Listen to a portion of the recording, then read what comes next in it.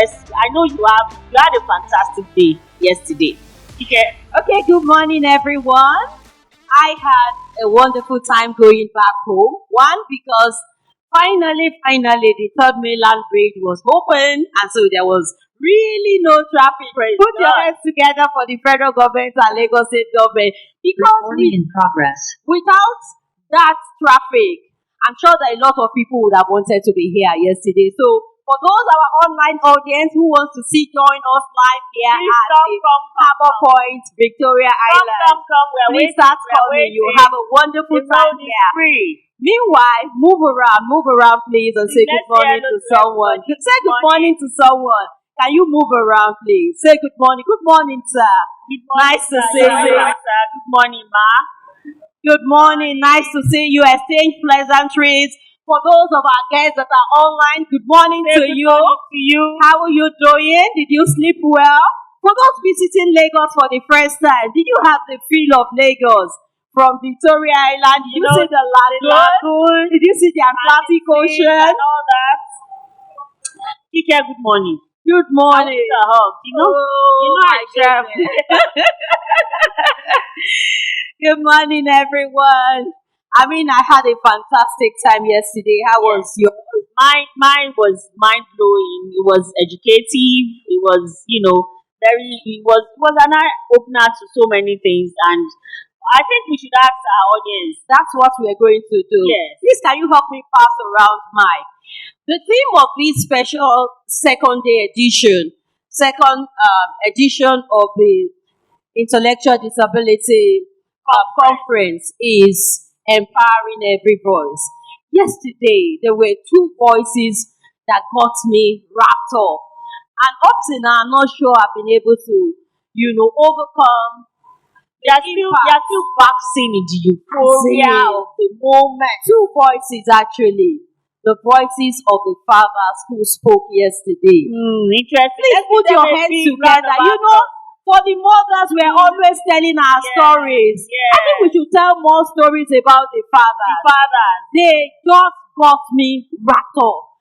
I could not get it out of my head. When you're not in someone's shoe, you don't understand what they are going through. I've always told the stories of mothers, but yesterday I had a first-hand information of how the fathers have also been coping. I share your sentiments. I share what we'll start with you. BJ's daddy, well done. For all the fathers in the house, let's clap for him. Together for them. It takes a day at a time. Very important information. Very key. Okay, let's pass around the mic. What jumped at you yesterday? Can we pass around the mic? Let's start from this end of the hall. What jumped at you yesterday? What did you take home? What did you learn? Tell us your name. Okay. Good morning, everyone. Good morning, ma'am. I'm Mariam. So yesterday I was more enlightened, and I realized that we have to pay caution to the way we address people with disability, if I'm correct, and not just call them by the way they look or something. Then the next one is that we shouldn't pity them. They don't need our pity. They need our support instead. They need our kindness. And trying to instill that into our kids as well. As a teacher, I've been trying my best to do that. Letting them know we are all special in our own way, because we also have autistic kids in our school. So sometimes they might want to run away from them, so we have to educate them as well, because awareness is very key. So thank you very much. Thank you very much. One more person. Okay, thank you, ma. Okay, two, we'll just take that last person when we ask them. Okay, while we ask the person that will take the prayer to Luwani Adeyemo to please stand by. Good morning, everyone. My name is Ngozi Oko. Excuse me. So yesterday, what struck at me was their first humans before the disability. That got to me. Understand the humanity part first. That they have feelings, they can think, they can say no just as you would say no. So don't rule out everything to just be based on the disabilities. Treat everyone first as humans before you highlight the disability. Thank you. Thank you very much, ma'am. Yes, one more person from here. Good morning, everyone. I'm Mrs. Omotunde from Udiwe Inclusive Unit Mission. Yesterday, I learned that we should all be an advocate for disability. We should show empathy and we should be very, very patient when we are dealing with children with disability. Thank you. Thank you Thank you very very much. much. Thank you. I thought we want to hear from the boats. Yes. Yes, I know Anta's house is here. Let's hear from how was the experience from that end? From the boat end. From the boat end. Good morning. Boot. I thought it's overwhelming. I agree with you. Having the fathers, listening to the fathers and having them engaged, it was just so impactful. And I'm just so grateful that these forums exist, because how do we get our voice out there? How do we get people to learn and understand our children? So it was, for me, it was the fathers. And having people come by the booth and actually, what is Anthos House? What do we do? How do we do it? Where else can we go? It's a great informative session. So it's really quite lovely. Thank you. Thank you very much. So we want to encourage everyone to please visit the booth over there. In fact, I understand that Mrs. Dr. Akode got a gift A from, gift. Put from your hands Sarah together. yesterday. So if you visit No. Patience Patience Akode got this gift from that booth, Sarah. So try and visit everyone over there and you'll be glad you did. And there are so many amazing things at the booth. Yes. By the time we want to go for tea break, we would urge everyone to please visit the booth and not only going for sightseeing, but pick an item, one or two, and make inquiries, especially for the booth where they are doing services to the child or the caregiver within the disability community. Yes. Okay. Very important, because they will be able to advise you appropriately on how you can take care of your children with disability. Okay, moving on, we would like to take the very first item on our lineup for today, and we would like Toluwani Adeyemo To come please for the opening and prayers. take the opening prayers. Thank you very much. I will celebrate Toluwane. Please put your hands together.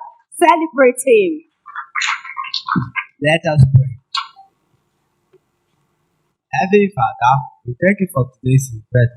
We ask for your guidance, wisdom, support as we start our meeting. Let the meeting be successful. Help us to grow closer and nurture our community. In Jesus' name I pray. Amen. Thank you, Toluwani. God bless you. And of course, that will be quickly followed by the national anthem. That will be taken by our own Oriofe, Oshisami, and BJ. Welcome them with a good applause. Let's give them that support. Give them that moral boost. Thank you. BJ, where are you? For our online audience, good morning. It's nice to know that you have joined us again this morning. Please, if you have any comments or question, we'd like you to put it in the chat room so that we can acknowledge them and read them to you for answers. Thank you very much to all our online audience. I will say good morning to you. Welcome to the second edition of the Intellectual Disability Conference taking place here at Harbour Point in Victoria Island, Lagos. This is the day 2. Day 1 yesterday was amazing. And today we'll be wrapping up with a bang. And we trust that you will enjoy every session in today's event. Can we please be upstanding to respect our dear nation, Nigeria?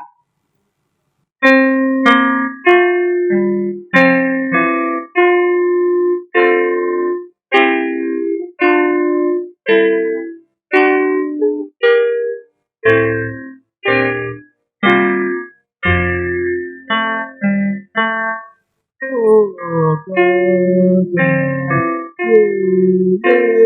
direct path in your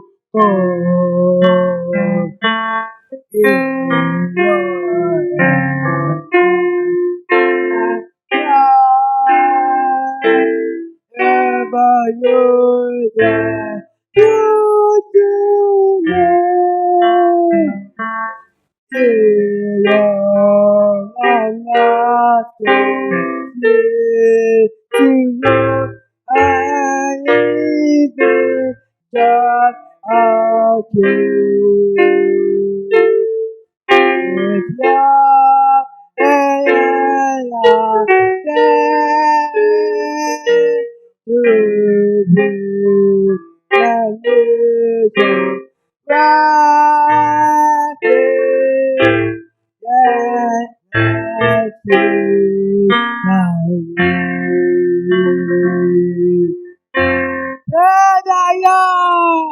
Hallelujah. Holy Ghost Fire. Thank you very much, BJ. Let's put our hands together for BJ and Oriofe. Please be seated, ma'am and sirs.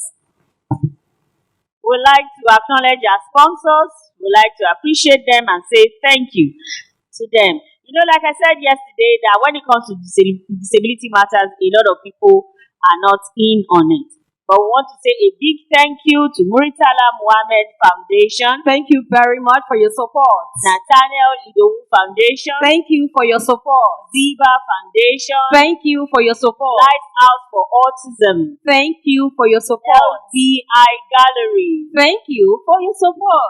Antos. Thank you, Anto's House. Thank you for your support. ALN Alukoano Yebode. Thank you for your support. Even Texture.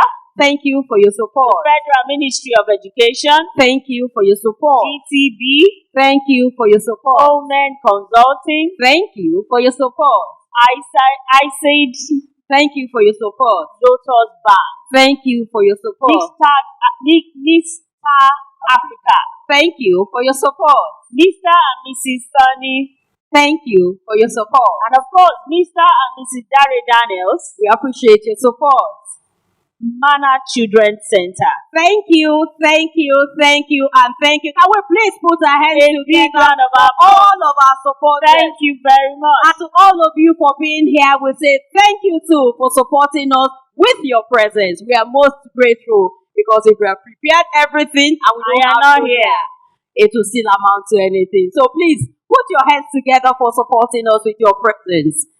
Distinguished our online viewers. Exactly. Please, online viewers, we know you are in the gallery. Put your hands together for yourself.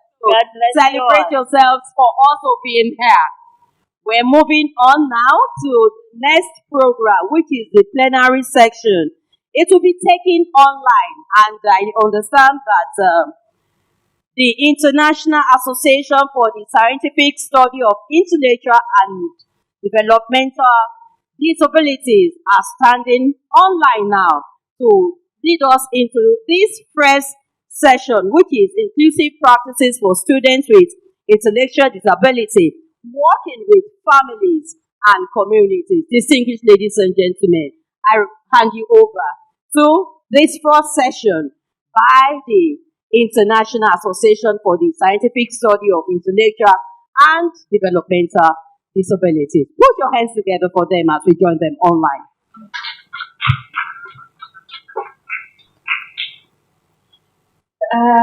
Good morning, everybody. Am I online and can you hear me? We can hear you. Can you see my screen? Not yet.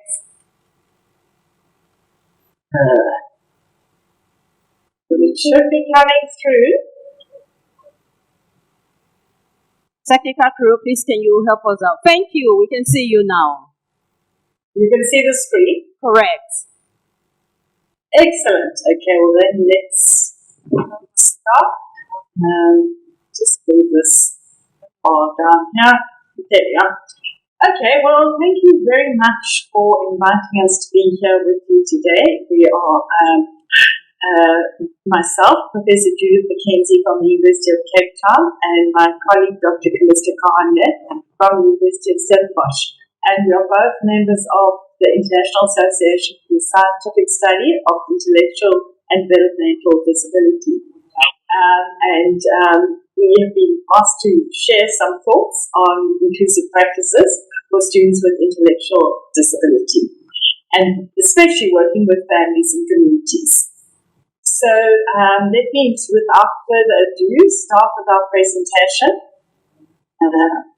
Okay, so we've been looking a little bit at the background, and in a recent report by the International Center for Evidence on Disability, there was the finding that Nigerian national policies are generally supportive of disability inclusion in education and employment, but there is inconsistency in policies at the state level. So policies are there, many policies not possibly consistent and enough. Promising initiatives were identified to promote disability inclusion for youth, including teacher training and employment readiness training. Things are happening, however, there's still a need for government funders and programs to partner meaningfully with organizations or persons with disabilities in policy making and programming. And of course, as always, in our country, in South Africa as well, there are implementation challenges in policy and programs. And this is particularly difficult for youth with disabilities. And one of their challenges is affordable assistive technology, and therefore they have limited access to employment. So the recommendation was that participatory projects and rigorous impact evaluations are needed. And it's very exciting and encouraging to see the enthusiasm and the participation that is happening at the second Intellectual Disability Conference. So I really congratulate you on starting that process and starting off with the work that clearly needs to be done. So I just wanted to go back a little bit, and I know that at a conference like this, people will probably not need this definition, but it's always good just to make sure that we're all on the same page. And so the definition that we'll be working with is that this is from University of Minnesota, from the Institute of Community Integration, and I quite like this definition. Of course, there are many definitions, but I thought this was, and this is derived from the Diagnostic and Statistical Manual, the DSM-5, as well as from other definitions. So intellectual and developmental disabilities are usually present at birth and negatively affect the trajectory of the individual's physical, intellectual, and emotional development. They affect multiple body process systems, but remember that it starts before AT, so it's a developmental problem. Development is disrupted through developmental disability. And it, in terms of intellectual disability,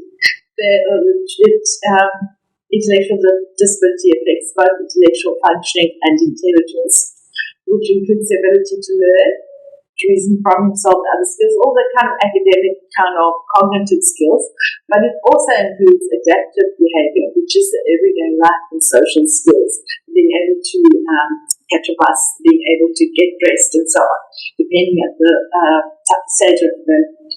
So developmental disabilities refers to lifelong disability that can be intellectual, physical, or both. So developmental disability is a wider term than intellectual disability, and that would include children with cerebral palsy, with autism, and some other examples are behavior disorders, brain injury, Down syndrome, fetal alcohol, and spinal bifida. So those are all developmental disabilities which are broader than intellectual disability. And remember, some of those might be accompanied by intellectual disability, or they might not. So as if one would find just one on its own that can easily occur at the same time.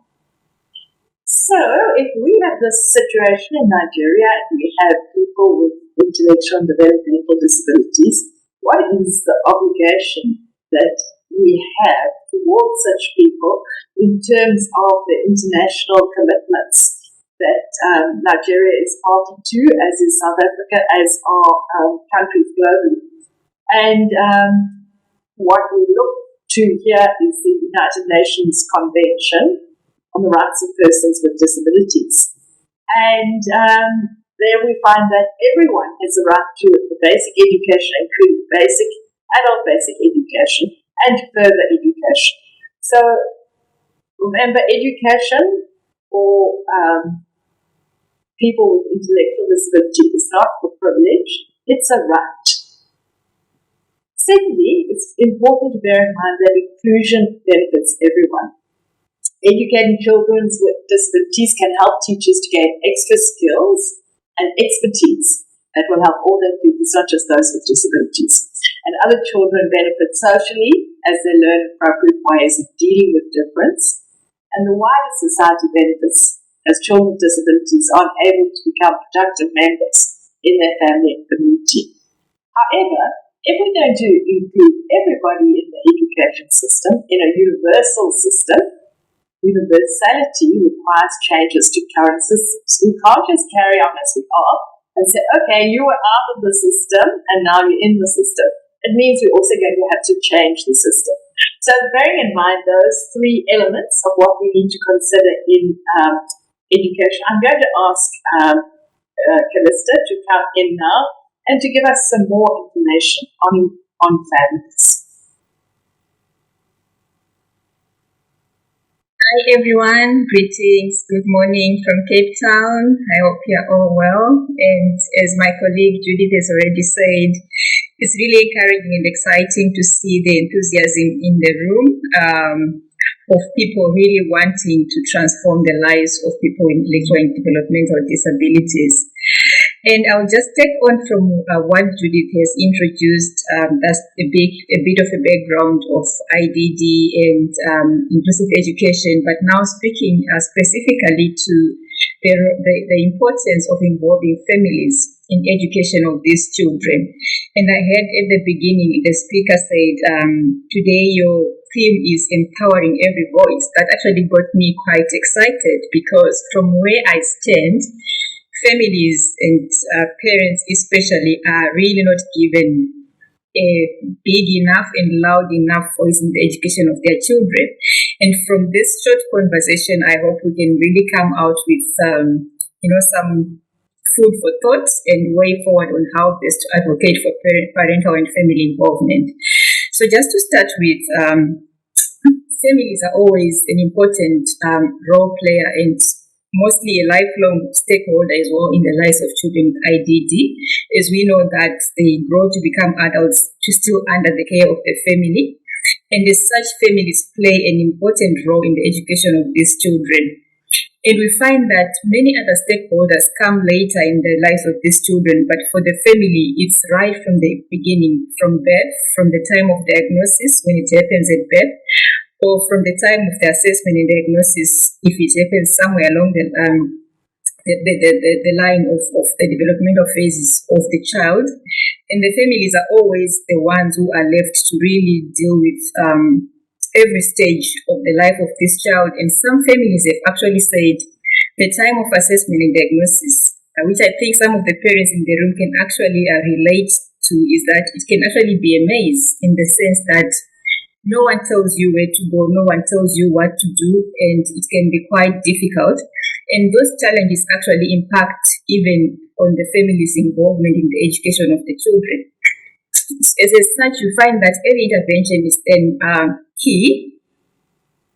Oh, is it? Someone said I must adjust my device to show my face better. I'm not sure how his face is showing because I can't see my face from here.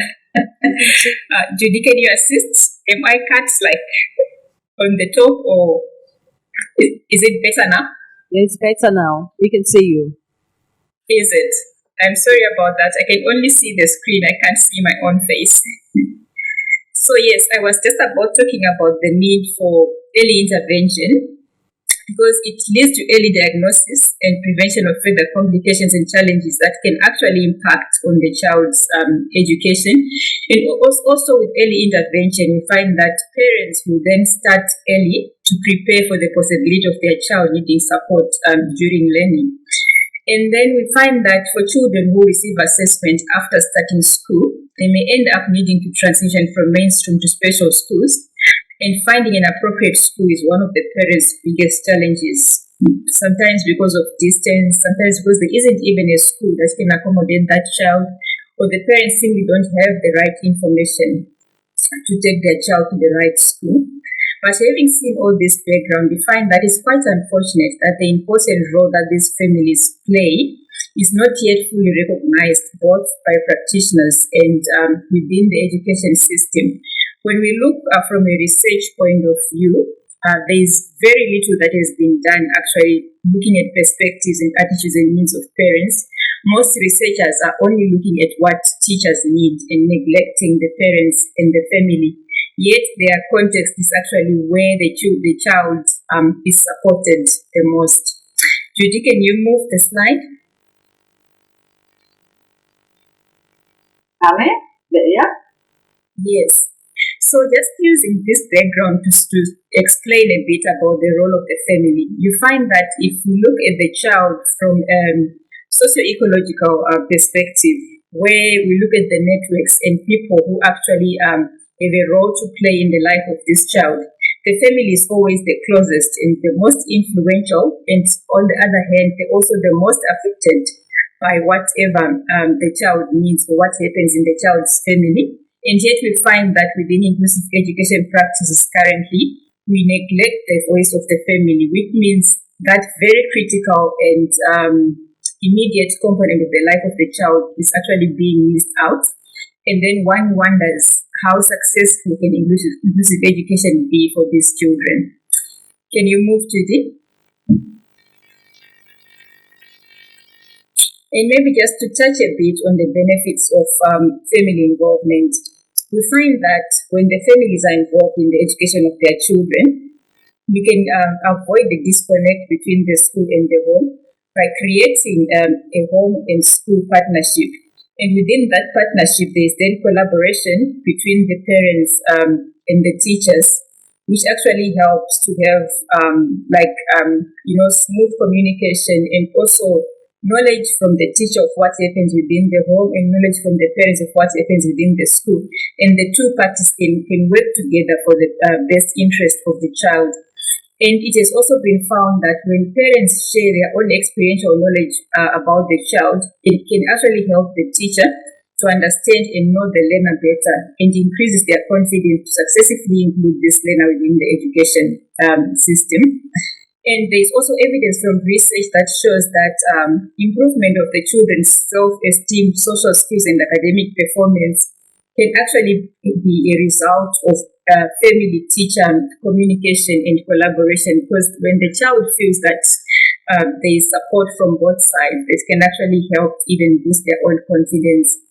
And obviously, when the parents have got knowledge of the school system, it gives them a voice to advocate and contribute to their child's learning. Because if they don't know what is happening within the school, they don't know what is working, what is not working well, and they don't know even when there is need for them to chip in to support their child. And maybe needless to say, when parents are involved, that can actually give them peace of mind, because we know that when a family has got a child with special needs, there's a lot of layers of challenges that they have to deal with. And not knowing what's happening within the school can be quite a challenge for them. And when they are involved, that can give them peace of mind and also help with some of the emotional challenges and the stress that they can go through if they are not informed. Next slide, Judy. So just to give a bit of a summary of the different challenges that we find families facing in terms of them getting involved in their children with IDDs schooling, we find that within our African context, especially traditional and religious beliefs about disability, the impact on the attitudes towards the children with IDD and how they are raised, including whether they must go to school or not. Sometimes it could be maybe influence of the community or the extended family, even advising the parent that maybe this child is not worth taking to school because he or she is worthless and things like that. So it can be quite a huge challenge for the parents to make that decision to send their own child to school. And just the cultural beliefs and societal attitude as well may be a barrier to families comfortably sending their child to school. Because if they see their child being discriminated already within their community, it can be difficult for the parents to trust the school environment with that child, and they might actually choose to keep them at home, which impacts on the children's future opportunities. And then there's the issue of hierarchy of impairments. Actually, interestingly, this is coming from a study that was done in Nigeria, where the parents were reporting that within inclusive schools, there is sort of a hierarchy that they use. For example, they prefer children with certain impairments over those with intellectual and developmental disabilities. So when they select the children, you always find those with IDD like at the very bottom rung of that ladder of the hierarchy. And the parents actually struggle to find the schools to send their children. In the same hierarchy of impairment actually is accompanied by a hierarchy of stigma towards families, especially mothers of children with IDD. Because if a child cannot go to school or get opportunities that other children can get, that can actually even worsen the stigma that they face within their communities. And when one looks at this kind of research evidence, maybe the question to ask is inclusive education really inclusive of all? What is it that we need to do, especially to make sure that children with IDD are also included, like children with other impairments? Yes, Judy, you can move. And then there are also challenges within the school environment itself. You find that some parents report that they feel that the professionals, especially the teachers, treat themselves as experts who know everything about the child's education, and then the parents themselves are actually treated as passive recipients of that system. That can actually make the families to feel intimidated, because it makes them feel as if they have nothing of value to contribute to the child's learning, and they can step back, which has got a detrimental effect on the child's success in school, because obviously the benefits of the family involvement that I spoke about are actually not maximized. And then the issue of poor communication and lack of family partnerships with the school. Normally, when the school is not communicating well with the family, that can actually impact also on their involvement. And I think, as we all know, within the African context, there is inadequate training of teachers for them to really understand inclusive education and to practice it, which also impacts on the way they allow families to be involved. And then an availability of therapy and support, which means the children don't get the right kind of support within those schools, and limited schooling options. So just to give an example of, this was said by a parent in a study in Eswatini who said, I decided to keep my son at home because I would drop him off and 15 minutes later, I would be called by the school to fetch him because he was crying inconsolably.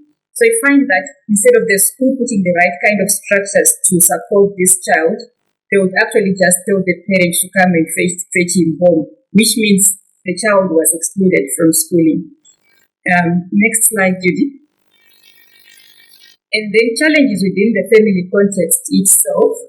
You find that it's not just the school or the society that actually maybe has got attitude and practice that impact on these children's learning, but sometimes even the family itself can also have its own issues that can actually impact on their involvement within the school. For example, sometimes families just lack interest in the learners' academic activities. Maybe because of their attitudes towards the disability, maybe because the parents themselves are not, educated and informed enough. There could be many factors to that.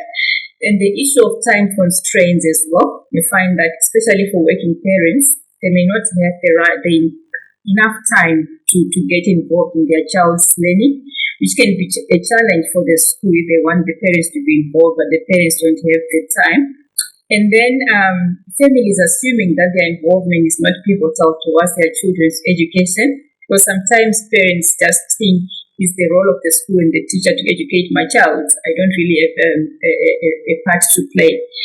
And then there's the issue of lack of involvement of fathers. And on this point, I'm actually happy to have heard earlier that there were fathers in the room who spoke yesterday, and it quite an impact on the audience, because you find that this is a main thing in the literature that mothers are the ones who really carry the burden of caring for these children, making sure that they go to school, sometimes even interacting with the school. And there's an example of a study that was done in Kenya with one of our colleagues who found that for some fathers, when their child is diagnosed with intellectual disability, it actually questions their masculinity. And then it has a negative impact on how they support this child, including their involvement in the child's education. And the same group of fathers, some of them actually preferred education that enable the children to get self-reliant skills versus sending them to school to schools where they gain academic skills. Next, Judy. So I think just having given this very brief sort of overview of what is happening at the moment, what we find from African literature about family involvement in education of children with IDD, I thought I'll just leave you maybe with a few points on what then is the way forward. What are the issues that we must advocate for?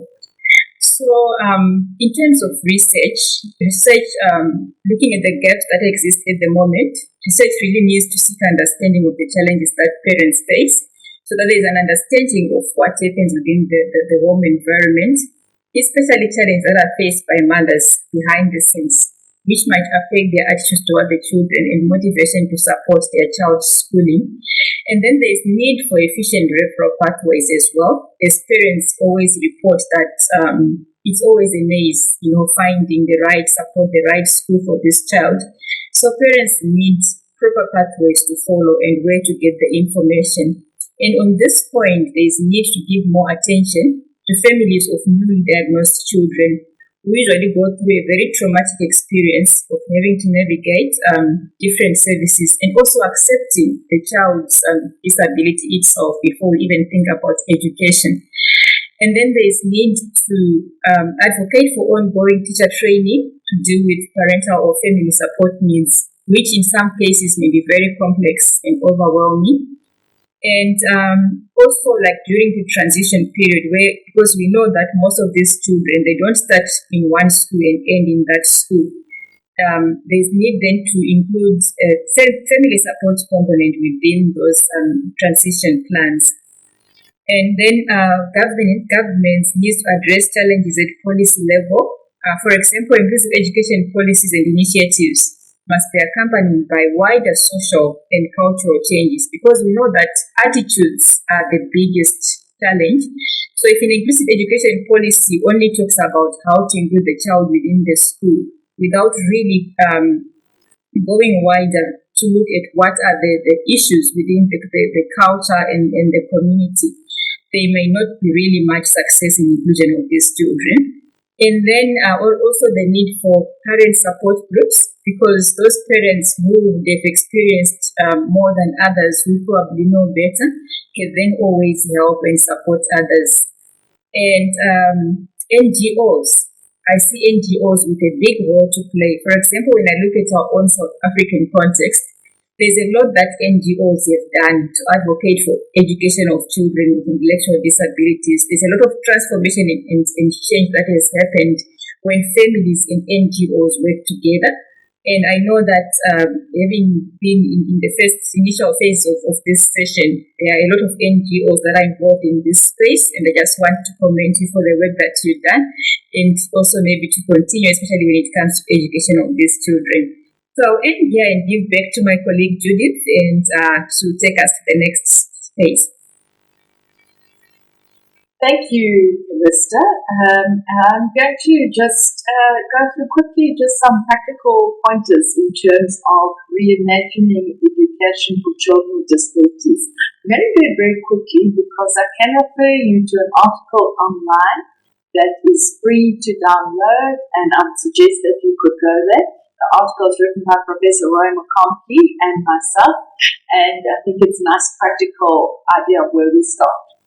And if you recall, Calista presented that diagram of the child in the middle, with the family around the child, with the school around the family, and then the wider community. So if we start with the child in the middle, then the child needs to be prepared for inclusive education. This involves screening, identifying hearing loss, identifying visual loss, visiting homes to see the context in which a child is learning, granting equal chances to the child with disabilities and including them in the community. And this is what families need to start with.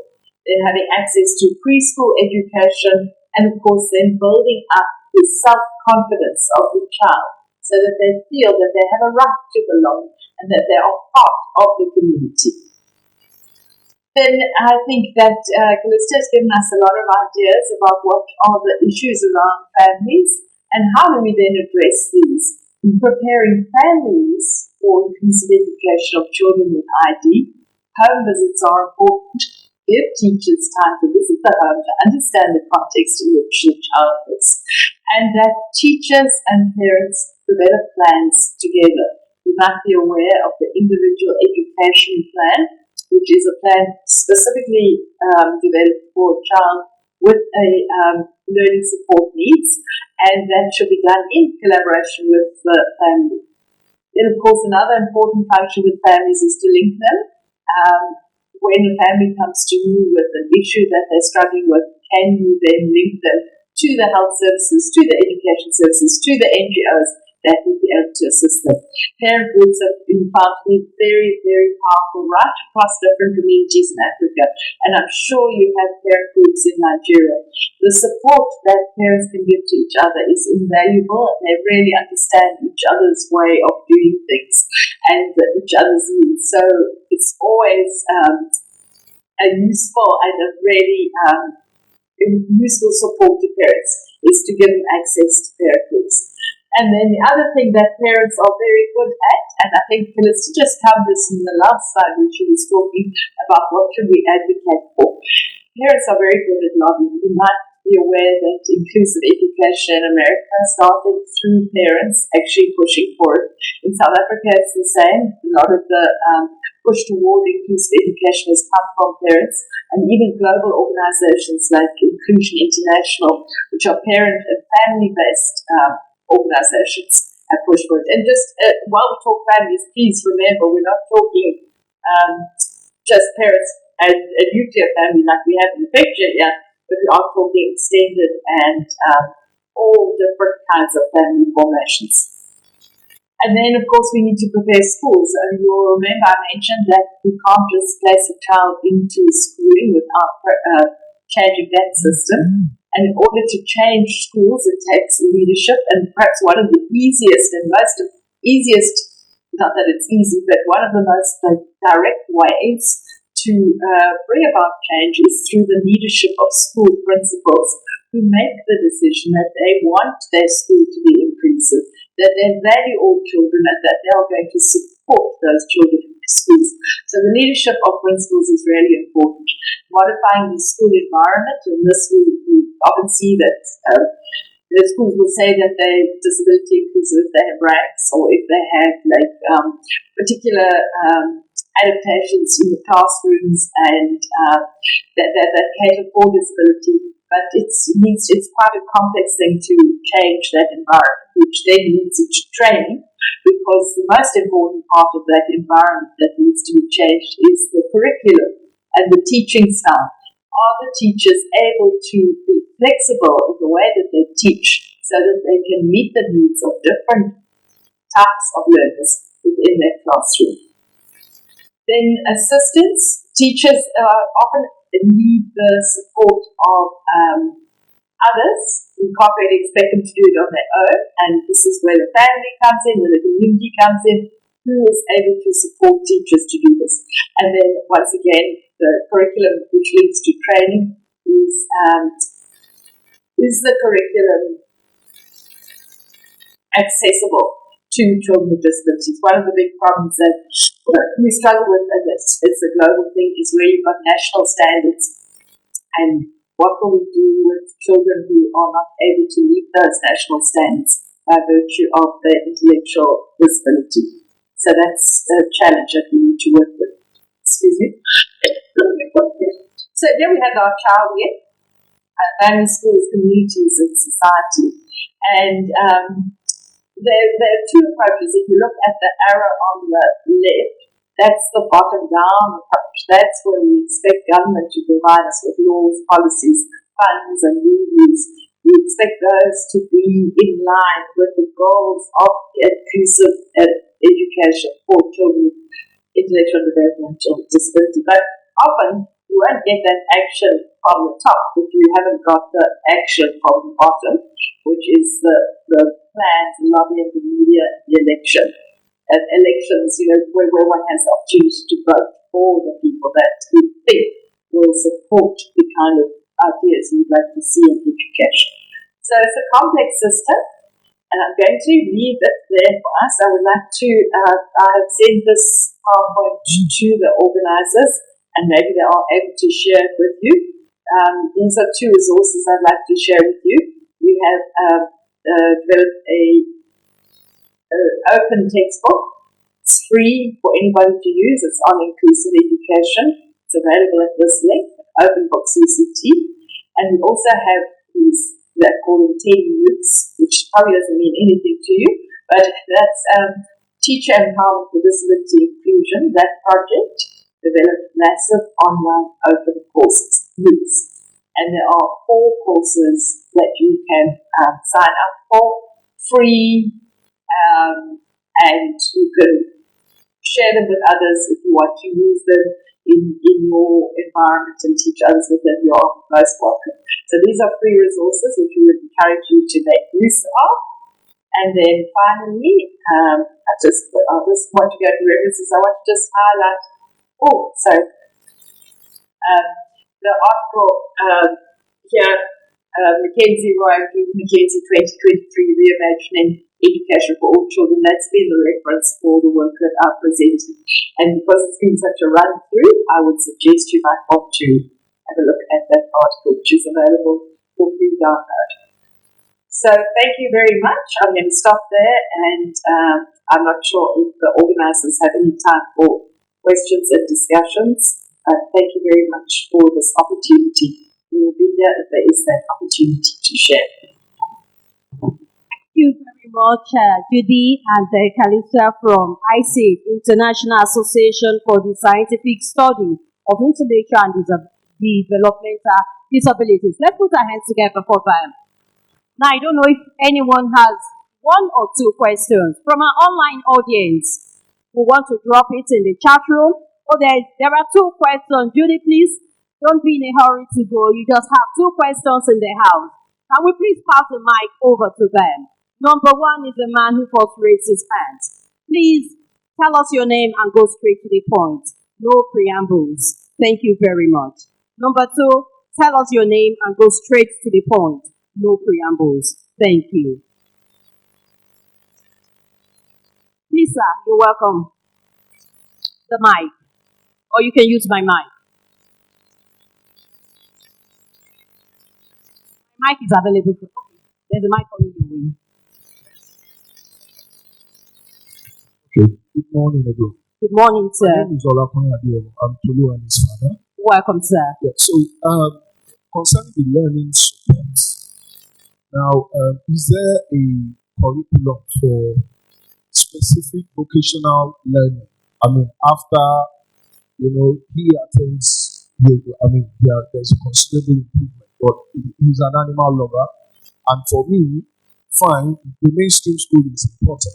I always tell my wife this, but since I've identified a particular skill, he's passionate about animals. So I'm wondering if there's a particular curriculum that can tailor a child towards a specific vocation for future purposes. Mainstream is good, but why don't I just begin to empower him as probably an animal lover, a dog lover, and all that? Thank you very much. We'll take the second question. Judy, please stand by to answer the 2 questions. Thank you, ma'am. Question number 2. Tell us your name and please go straight to the point. All right. Thank you very much. Good morning. Good morning, ma'am. Piazzazi. When Judy was taking the presentation, I remembered she mentioned something about an article that she wrote, but there was no reference. I would like to read the article, so if she could just link up the reference for the article for me to be able to read. Thank you. Thank you, ma'am. Okay, over to you, Judy, for the answers. Thank you. I am I think that's a really interesting point about the animal lover. The young man is an animal lover. And I think that really highlights the points that Felicity's been making around the need to involve families, and it also highlights the need around flexible curriculum. So there is no like one curriculum that one can just transplant. You asked if there's a curriculum, but there is not just a curriculum that one can transplant to from one context to another. So in terms of making use of that, and I think it's really an absolutely brilliant idea to use that love of animals and to make that a way of actually going forward. I think it's going to take a partnership. I think it's going to take a partnership between you as the parents and the training organisation, whether it's the school or whether it's a vocational. It sounds like you're talking vocational. Where is there a partner? Where is there some flexibility in which that could happen? And unfortunately, that is the situation that we are in as parents of children with IDD. Both Felicity and I are, in fact, parents of children with IDD ourselves. And we know that you often have to make things happen. But don't be discouraged. There's a lot of goodwill out there, generally, and people will come together. So I think it's the short, just to summarize, is there isn't a one curriculum that can be adapted to one context or another. What we're asking for is a flexible curriculum that can be negotiated to some extent with parents and around the needs of the person. I'll just then comment on the last one, and then I want to ask Felicity if she wants to add anything. Was the reference to the McConkie-McKenzie article, the article that I mentioned, because otherwise I'll just put that in the chat. I'll put that reference in the chat. Felicity, do you want to add anything around the point made about the curriculum? Maybe I just want to say, interestingly, the question is very much in line with the study in Kenya that I shared about, that especially fathers were more interested in the children getting skills that help them to be self-reliant rather than going simply to academic schools. So it's more like confirmation of that this kind of research evidence is actually what we're finding in different contexts. And maybe also to just respond by saying opportunities for transitioning from school to vocational training or to employment and sort of lifelong opportunities, that's one of the biggest gap that we have currently when it comes to people with IDD. You find that we are building these schools, we are putting policies in place, but when it comes to then what happens once they turn 18 or 19, when they can't be accommodated in these schools, most countries have nothing, like literally nothing. But you find that parents themselves are actually being the biggest champions and advocates in this space. When they discover that their child maybe has got certain interest, they can look around and inquire about companies and training institutions who are focusing on that, and maybe lobby for accommodation and inclusion of their children within that kind of setup, or maybe sort of another stream that aligns with that kind of training, but that is specific to people with these specific special needs. So I think in terms of way forward, we obviously still have a lot of work to do, but it's possible as parents, as NGOs, and advocates in different capacities. There's definitely a lot that we can do by identifying where can we go and how best can we advocate for these children. Thank you so much. I think that will be my response to that. Thank you. I just want to add one more thing to that, and that is to say that the South African Department of Basic Education is trying to do that very thing, is to develop that curriculum for vocational, and it actually does exist now. That curriculum is available, it is being piloted, and watch this space. We can watch this space on South African curriculum development for intellectual disability. There might be more information coming from there as well. Thanks. Okay, we just have one more. That will be the final from Anto's Hill. I'm sorry, we're running out of time. Anto's house, I apologize. Anto's house, we just pick one from you, and that will be it. I apologize. Please hold on. We need to give you the mic. Thank you. There are programs here in Lagos for children to do that very thing, that what is next for them after they have gone through perhaps primary.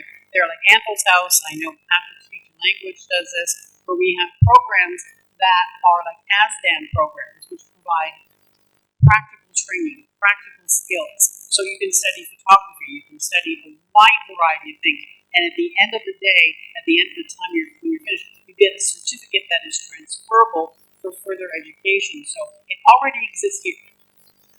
Sorry, I can't hear too well. Could you hold the mic a little bit closer to your mouth? Thanks. At our school, ASDAN, at Anthos, and at I know Patrick Speech and Language, there are already programs exist where children can do further education. So they're finished with the primary, or then we're a special needs school, so they can use ASDAN, which is a UK organization that provides training, and it's hundreds of different hundreds of courses that are for education, for job searching, for hairdressing, auto mechanic, just a wide variety of interests that your child may have. And at the end of it, they get a certificate that is transferable, that can go on to apprenticeships, that can go on to the job market, and that can go on to further education if they're capable of further education. So there is that opportunity already exists here in Nigeria. Thank you, Anthony's House. I guess that will be it. Thank you very much, Judy. We appreciate your response, and of course, Kalisa too. We're most grateful. Please let's put our hands together for them. Okay. Thank you. We'd like to recognize the presence of the representative of the Minister of Education. Here present is Mr. Abel Akire, is the Deputy Director in the Federal Ministry of Education. Thank you very much for Welcome, being sir. here, sir. Thank you for coming. And he was here yesterday, and you're still here today. Thank you very much. Okay.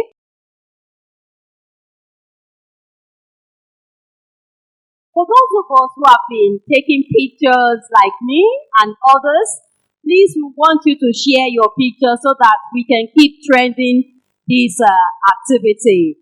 And for those who are not here, so they know what has actually happened here, and they can keep up. Sometimes you can blame people for being busy. They have a reason why they are busy. But by the post or by the pictures, they get to understand and interact with all of the things we have shared. Please, if you want to share your pictures, if you want to share your videos, ensure that you are tagging EEV. EEV stands for Empowering Every Voice. That is the theme of the second edition of this program, the Intellectual Developmental Conference that is taking place here at Harbour Hall here in Victoria Island, Lagos. You can also hashtag IDC. IDC stands for Intellectual Developmental Disability Conference. So please, and the last hashtag will be Empowering Every Voice. Make sure you are tagging yourselves on all social media platforms, on Instagram, on Facebook, and on Twitter. Of course, I beg your pardon, on X.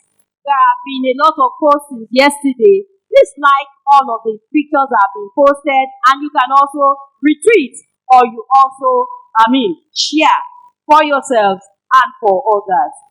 Anthony's House, you can also tag them.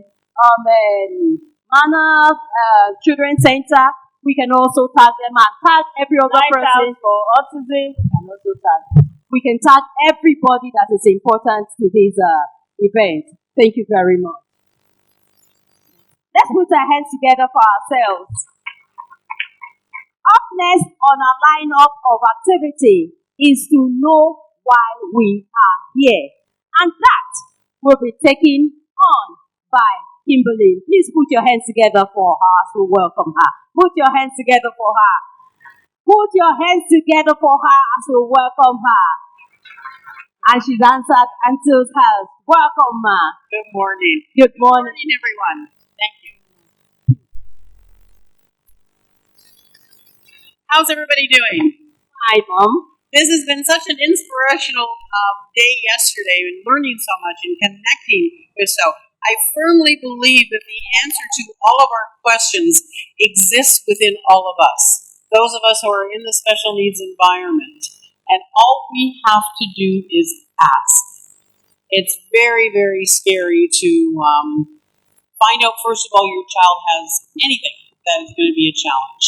So having proper people diagnosis is just so incredibly important. I'm a huge fan of psychoeducational assessments. I think they are the key to helping us understand our children and what is next for them.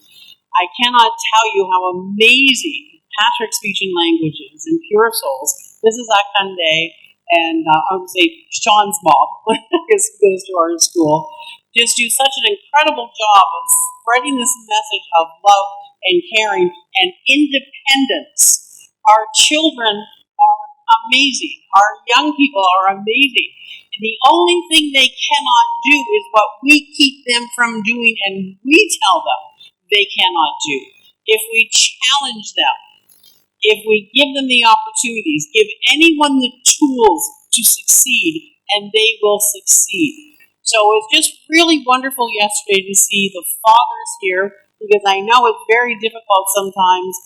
Everybody puts the pressure on the moms, and the dads are left behind for a lot of different reasons. It's not because they're not engaged. It's not because they don't want to be. But oftentimes it's just left to mom, and we forget that they're part of the equation. So it was great to see them yesterday.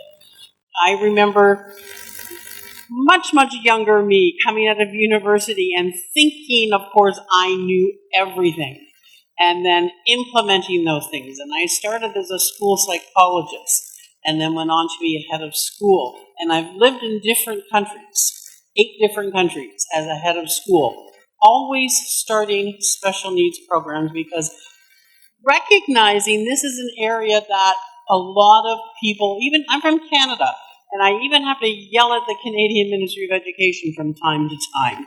Because once again, when cuts come, what do we cut first? We cut special needs. And that's just so wrong. But the changes, what all of you have done over the years is just incredible. The changes I have seen, not just in the world, but here in Nigeria. I've been here for 7 years. And I was in Abuja for 4 years before that, with a trip to Vietnam in between there for a couple of years. The changes I have seen are incredible. What you have done is incredible. We're changing hearts and we're changing minds. And I just want to remind you how important it does start with you.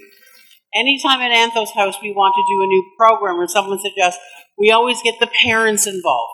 Because once you're involved, people will listen. You are vital to making sure that we move forward with all of this. So I want to thank you for attending. I want to thank you for the time. I want to thank these wonderful people for just doing such an amazing job. And come and ask questions.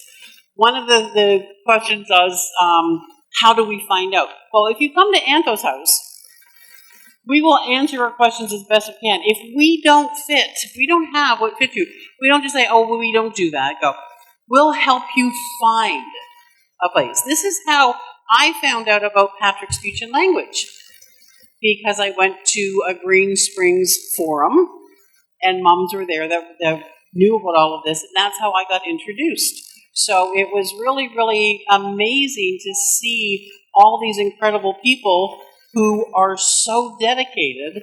And Sean's mummy, and I can't even, Mrs. Arienka, Dr. Arienka, met her several years ago, and that is where everything took off. She's an incredible person, and her dedication. And she did it as a parent. And I remember being in a conference with her at our Anthony campus at Green Springs, and her getting up and saying to parents, we have to do this.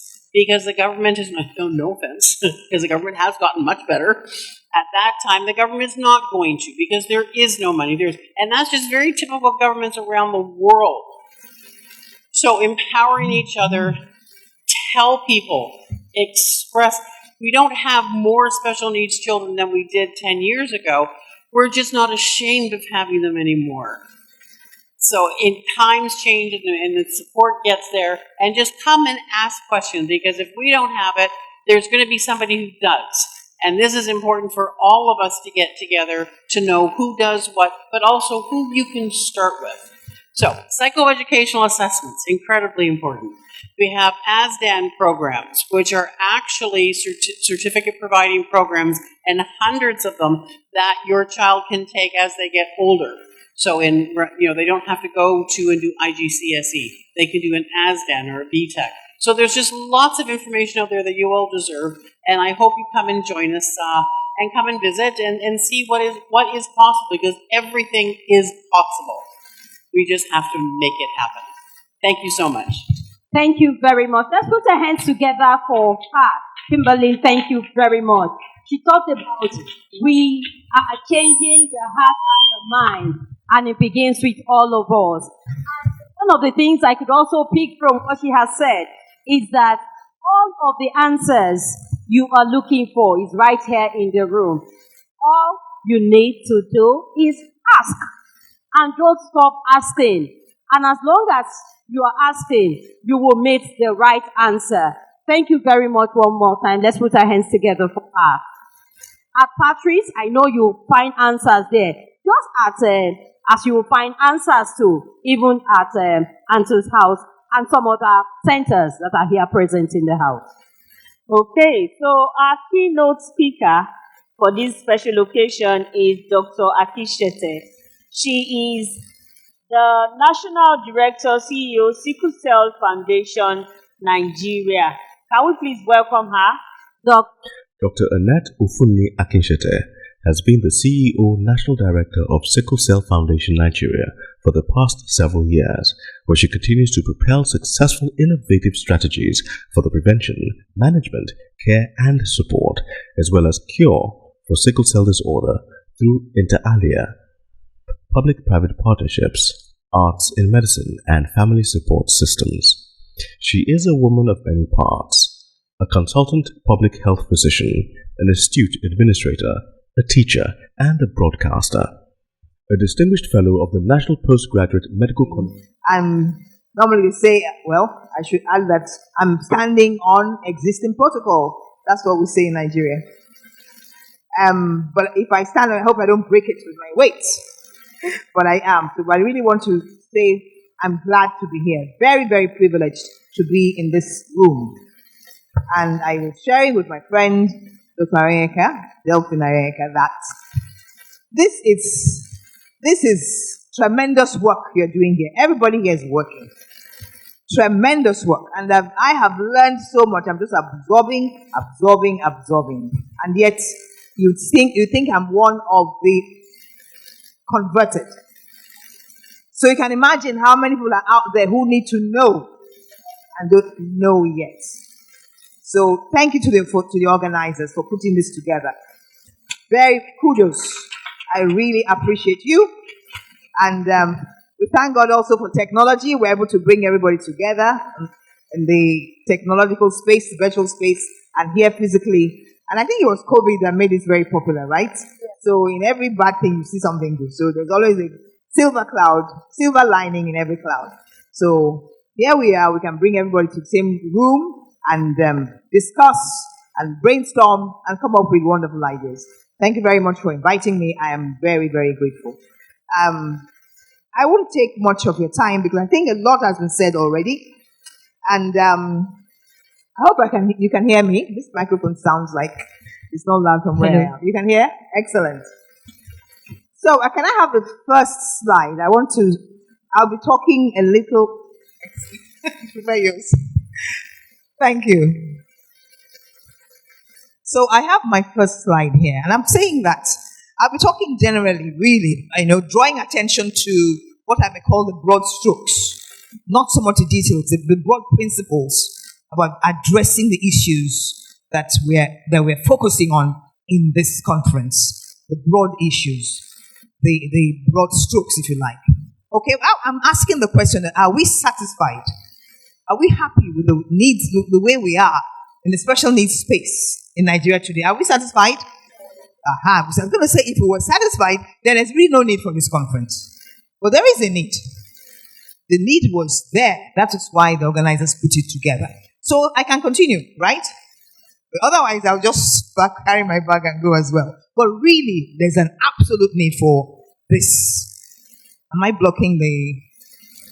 Should I stand there? But just bear with me. So the thing is, if we do not have to have agreed, we do not like what's going on, it's not good enough. We're trying, but we're not there yet. Okay? So we have to work to be what? B and D. You know what B and D means? We have to be bold. However, let's be bold and disruptive. My first picture here shows the bold path. You see the trajectory if you're bold. I'll talk about boldness. The trajectory is upwards and forwards. Whereas if you remained stationary, maintaining the status quo, what happens? You remain on the same spot without moving. So you have to be bold. You have to be disruptive. The second picture I have there is disruption. Just break it apart. You know, some Americans will say, but when you're disrupting, do it in a controlled manner. You've heard about controlled demolition. When they're breaking down those massive buildings, they do it in a controlled manner. Sometimes there's need to be disruptive. But in this case, let's also do it in a controlled manner. Okay? And that is how picking out those areas that you feel, that you have recognized, require amendment, require retooling. So those are the aspects you deal with. The ones that are working, leave them. The Americans say, if it ain't broke, don't fix it. So leave those ones that are working and focus on those that need disruption. You rethink, you reinvent, and you reposition. I'll just give a little example here. That is this. We believe here, for instance, that in Nigeria, generally, the thinking is, people that work in government, we can't access them. I'm sure our Deputy Director, Minister, Honorable Minister, you can tell us otherwise. That you are there to serve the people. We put them there. When we are electing officials, it's for a purpose, that they work for us, right? Don't we know that they're there to work for us? Yes or no? They're there to work for us. So you can walk into any minister's office.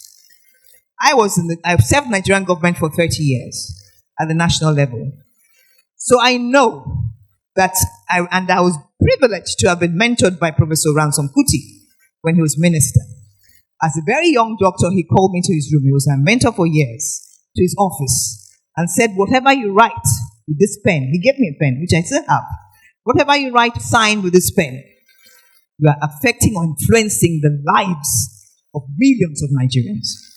As young as you are, don't think you're... He said to me to represent him in Jos. And I said, sir, I'm too small to represent you, sir. He said, no, you are here. When you go there, they are reading my speech. You are Minister of Health. So we're there to serve the people. Open your doors as government officials. No, we as regular Nigerians, let's go to the office. Go to their offices. Knock on their doors. Wear them down. We need to socialize them to thinking that they are there to serve the people. If we are looking for guidelines, policies, protocols, all those things that come from government, we have to sometimes push government to do that. And that's part of the disruption we have to do. That's an area we have to tweak. And we say, we, who are we? Here we are. We are the stakeholders. It's everybody. It's everybody. So let us pay attention and be sure that we're carrying government along. I'm so happy that Ministry of Education is here. Ministry of Health should be here. Remember, we're talking about connectivity. We're talking of collaboration. We're talking of partnerships. All the sectors should be represented here. But I see only education from national level. Next slide, please. So these are the kind of things I'll be touching on, but not much. Next. I'll also deal with a little bit about these definitions. But I know that over the past, yesterday and this morning, we've heard about definitions. So here we are. Let us look at learning impairment and physical impairment. We're going to be talking about special needs and disabilities. Of course, yesterday I remember them saying these terms tend to be used interchangeably. And it's okay. Even though strictly speaking, they're different. However, for the purpose of why we are here, we can say they're the same. But let us remember that learning impairment tends to be, we're thinking of those disabilities, those impairments that you don't see. And then at many times they're telling you that these are the ways you have to help them learn. Physical impairments, yes, you can see them. So sometimes they say it's easier to address. Oh, next slide. That's where I get the text. Next slide, please. So you look at special needs. You're focusing on learning impairments. That is it. Disabilities tend to focus on physical impairments, including mental sometimes. So while they may be related, they are different. Okay, but let's be careful about how we use them, particularly for sensibility reasons. So let's use them accurately and respectfully when discussing issues relating to inclusion, support, and accessibility. Next slide, please. Okay, I wanted to talk about family. Who is family? Yes, it's been touched on already. We have a nuclear family that's not showing here. I think it was shown in the previous presenter's slides. But that's a kind of family we see in Nigeria. It's extended. You see grandparents, you see aunties and families. It could be a polygamous family, but remember that there are others besides the nucleus, the family that you call nucleus, father, mother, and children. And all of these people are part and parcel of who takes care of one another. If you have a special needs child, it's not going to be the father and mother alone that take care of that child. You see grandparents. I have patients in sickle cell community who are looked after. The primary caregiver is their grandmother. And that's who they know as their primary caregiver. That's who we know as their primary caregiver. Next slide, please. Okay, so you want to define, you want to give words. It's a group of persons joined by blood, marriage, cohabitation, or adoption with emotional connection amongst its members. And then a family is the basic unit of society, basic unit of the community. Many families make up a community or society. Okay? Families make up communities, like I've said. Families are the socio-economic unit of any society or community. And remember that family plays a pivotal, crucial role in a community.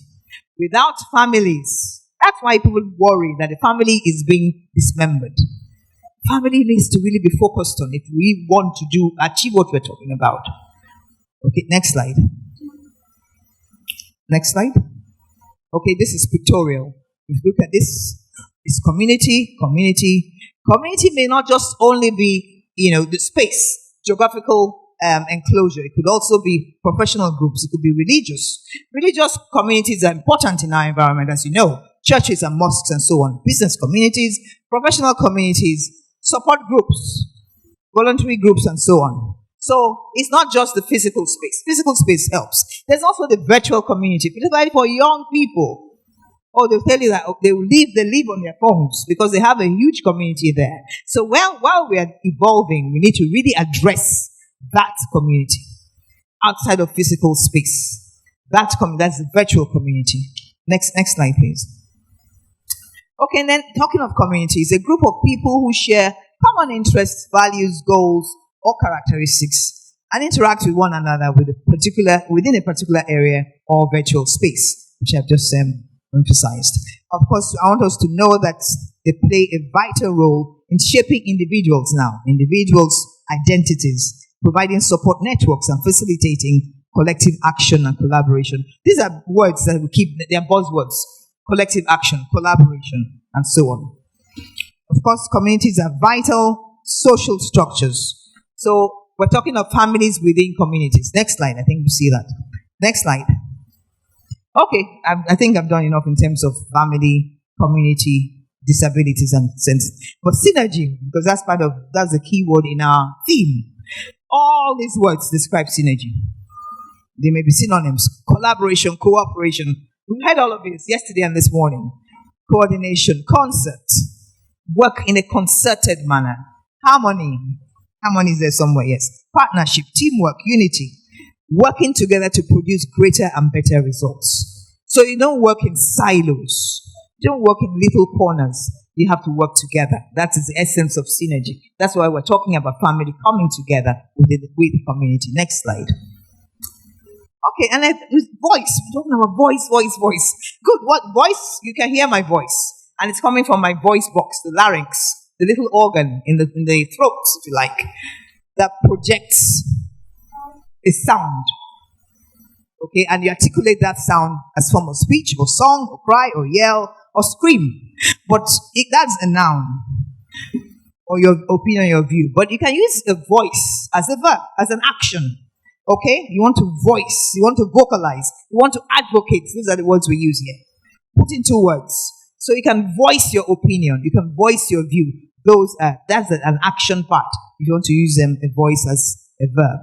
Okay? Then if you look at a way that you can voice your opinion, you can use all your senses to voice your opinion. Your voice can be heard through your sight.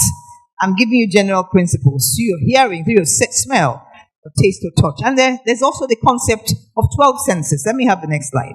Of 12 senses. You've probably heard of them. Touch, light, self-movement, balance, smell, taste, sight, temperature, warmth, hearing, speech, thought, ego, or sense of self. This is another concept, a way of looking at senses. Any impairment here can lead to some form of disability. But remember, I'm looking at the other side of the coin. You can voice your opinion. You can express yourself through any of the senses. Next slide, please. Okay, then look at special needs. Yesterday they talked about special needs and saying that perhaps the definition is closed. But I tell you, news or news flash, the definition is going to expand. They are going to get more and more and more special needs. Yes, I think I even heard sickle cell. That sickle cell is angling to become part of special needs community. It's already there. If you go to the United Nations, they'll tell you, we have special needs groups. Sickle cell is there. Cystic fibrosis is there. And these are actually medical problems. And yet, because they cause some form of disability, they are all under the umbrella of disability. So again, let's remember that these words are sometimes used interchangeably, both special needs and disability. But bear in mind that this space will expand. And it's okay. The sky is big enough for birds, all the birds to fly. So let's not feel threatened that others are coming into usurp our space. Next slide, please. Okay, I think this is not showing. I wanted to show visible disabilities, where you can see someone with crutches, somebody using a wheelchair. So you say, this person has some challenges. Okay? But the ones that are not visible, someone is anxious, somebody has depression. You will not see it. By the time one tends to see that depression, they might already be suicide. So there needs to be assessment early. There needs to be what we call you don't want to miss opportunities. When you encounter a person, an individual as a patient or otherwise, in school or in the community, you want to take advantage, make sure that encounter, that engagement does not waste. You are able to detect if there's any problem that is not visible, if there's any disability that's not visible. Next slide. Okay, there's so many needs. When you talk about needs, special needs, we tend to say that these are the requirements that you use to deal with the disability being an impairment. However, the needs are many and they relate to so many broad areas. Accessibility in case of physical impairment, and you need to move around. Education, employment, healthcare, social inclusion, rights, and legal protection. This is big. We tend to play it down, but it's very important.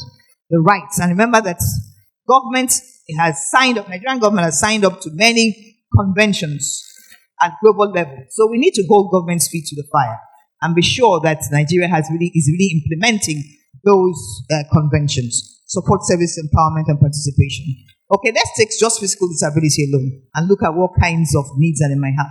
They might require emotional support, safety support, security, healthcare, barrier-free homes, and neighborhoods, support with everyday personal tasks. Many of these are common, cut across all many disabilities. Next slide, please. Okay, these are special needs. I can skip this, but these are what we call assistive technologies. I want to draw attention that it may be low-tech device like magnifying glasses, magnifying lenses for someone who has visual impairment, or it could be a very high-tech device like a talking computer. Somebody may be so very much impaired that he's not able to walk or read or speak, and yet has access to very high-tech equipment and is able to speak through that equipment. So those are available, and you need to just, like I said, ask or know where to access them. Next slide. I prefer pictures, okay. So in terms of communities, these are little community families within a community, and you can see the interconnectedness is so important. Families within a community must connect together.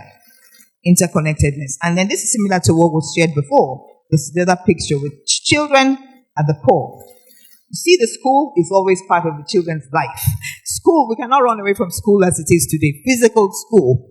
Okay, family is there, but the community is school. Your community is your physical community. And of course, remember that everyone lives within the community, whether you have special needs, you have disabled, or have disabilities, and so on. So all are within the community. Important thing is that each family must be interconnected within the community. Next slide. This is the concept of 360 degrees. This 360 degrees concept. So if you don't go away from this conference, from my lecture, with anything, go away with two things: the B and D and the 360 degrees. The 360 degrees concept is holistic. It just talks about turning around, and who do you see next to you? You are engaging with that person. That person is part and parcel of the story. So it is everything. Family is center. The patient, remember, is individual-centered, not patient. I keep saying patient. Individual-centered. 60 degrees is what we're talking about. Family and community collaboration, and the family and the individual are central. Everything else revolves around them.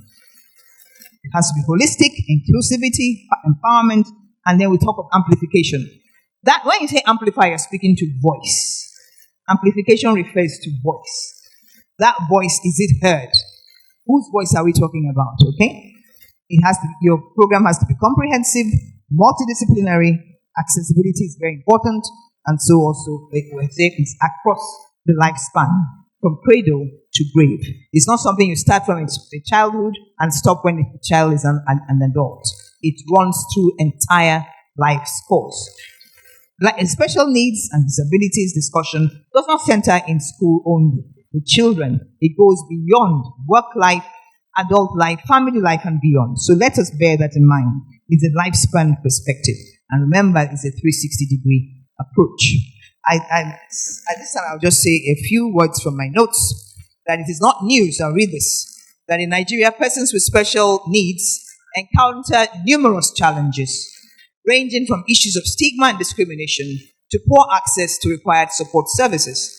But we have something special going for us here in Nigeria, which we must harness. That is our sense of family, our sense of community, both deeply rooted in our culture.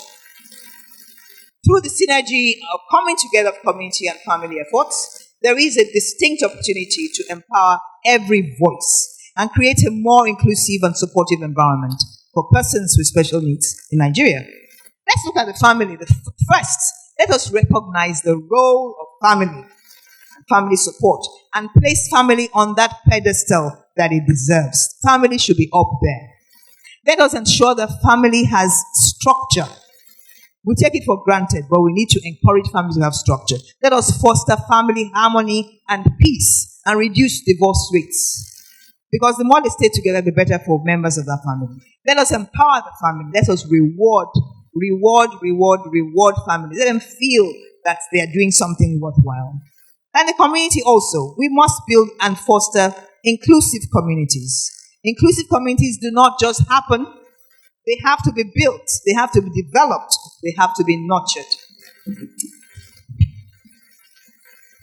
And then families and communities come together. But let's ask ourselves, what do we desire? What do we desire? We want an individual-centered, comprehensive, coordinated, collaborative, efficient, effective, impactful program for special needs in Nigeria. But that program has to come from all of us. It's not only Federal Ministry of Education and others. And it's not going to happen just like that. We must do what? Take action. So number one, we must remember our B and D. Be bold and be disruptive. But remember that disruption has to be controlled. Remember also the 360 degrees. Remember that we have to organize ourselves. We don't organize yourselves. You keep saying we. But who are the we? We are here. But it's not just us here. It's everybody there. It's everybody's responsibility. So we need to identify the stakeholders. Stakeholders that will do the job and push. Organize forums and consultations. Putting persons with special needs and their families front and center within interconnected communities. Then we must listen, and listen more. You can never listen enough. Listen to voices within. Sometimes you say, we want to listen to only those who know where the shoe pinches. It's very good. Okay? But we must also listen to voices outside. Because sometimes people see you better from outside. Let's not discountenance the voices that are outside. We listen to voices within. We listen to the voices outside. Don't worry, this is my last page. In summary, empowering every voice in Nigeria's special needs community requires the synergy or coming together of efforts between families and communities. By recognizing the importance of family support, by fostering inclusive communities, and synergizing family and community efforts, we can create a more inclusive and supportive environment where those of us with special needs are empowered to thrive and contribute to the Nigerian society. It is through collective action, advocacy, and a shared commitment to inclusivity and equity that we can truly empower every voice and ensure that no one is left behind. Let me see the last couple of slides and end here. Like I said, collective action. Carry on. Next slide. Next slide, please. Partnerships. We've said that many times. Go back to partnerships, please.